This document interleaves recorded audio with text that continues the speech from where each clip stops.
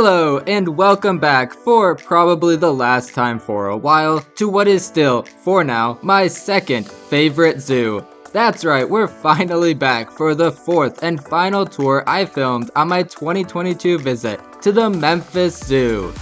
While the zoo is known largely for its incredible theming and 4 newer zoo geographic exhibits, today's episode will spotlight one of its older attractions located in the heart of the zoo.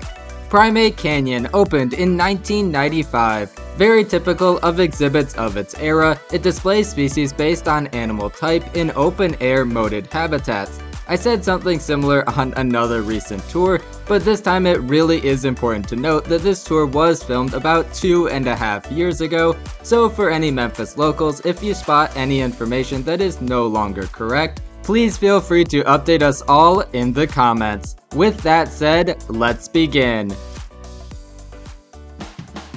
Our first stop is one of 2 habitats that are somewhat separate from the main Primate Canyon pathway. Located straight ahead from the entrance is a terraced habitat placed directly next to the Cat House Cafe, so that the exhibit and the restaurant actually share the same windows, which offers a great dining experience for guests and daily enrichment for the habitat's residents, northern white-cheeked gibbons, a critically endangered primate whose population has declined by 80% in the last 45 years and is now found only in the forest of Laos and Vietnam.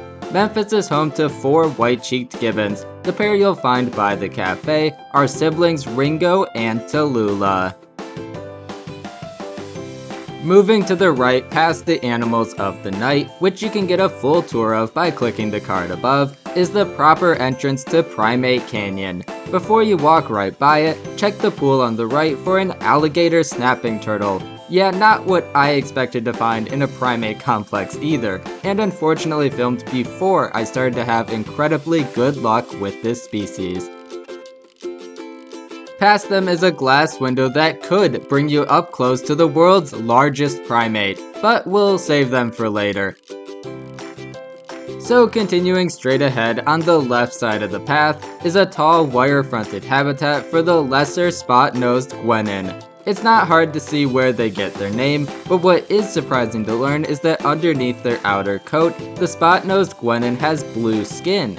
They are a treat to come across in the States, since per the Memphis Zoo's website, only 6 American zoos currently display this monkey, which makes it even more special that Memphis has had several youngsters born in recent years.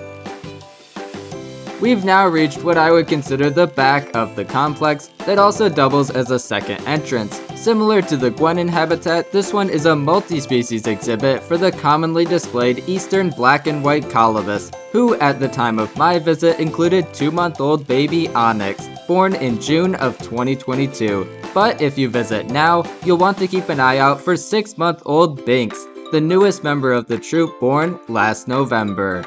While the Colobus youngsters draw in casual visitors, zoo nerds like myself may be more intrigued by their roommates. The Patos monkey is the world's fastest primate, with a top running speed of 34 miles per hour.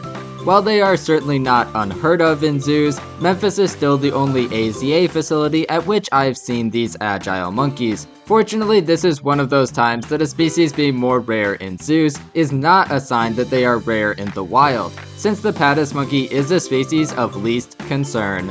Additionally, I can confirm that Memphis's Patos monkeys will not be joining in on the baby fun anytime soon, since the zoo's 3 individuals are all sisters.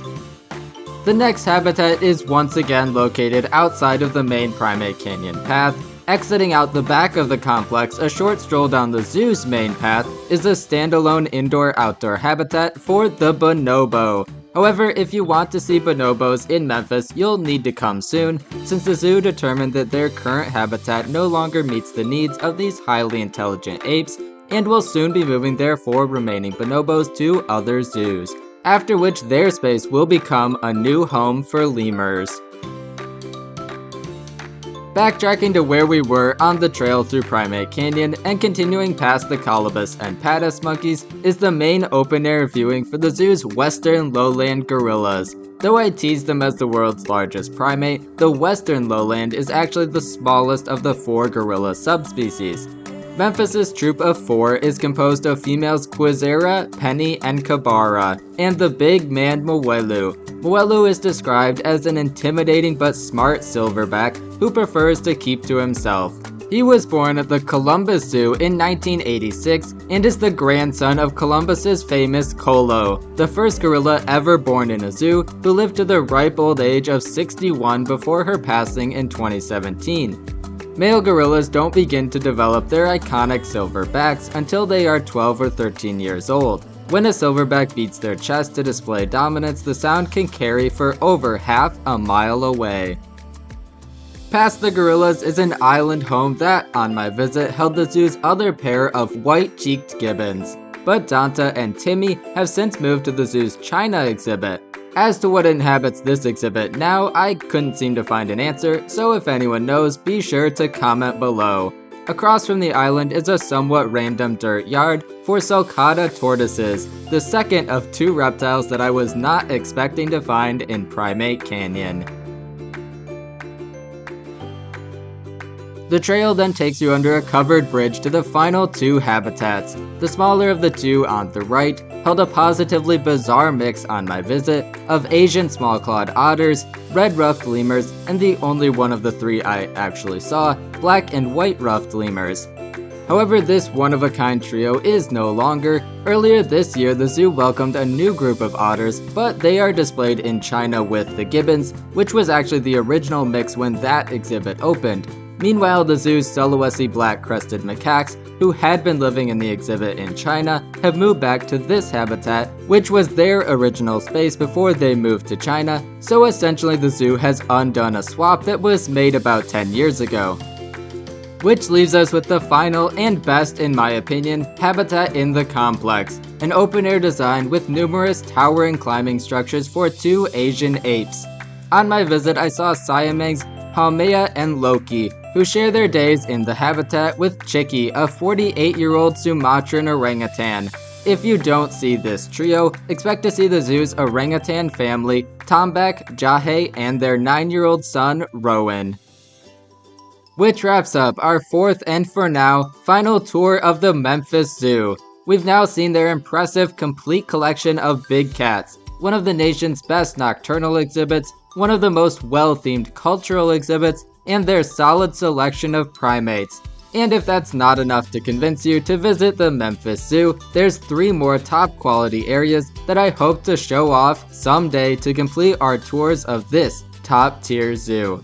For now, look forward to an exciting month of June that will begin with one of our longest tours to date.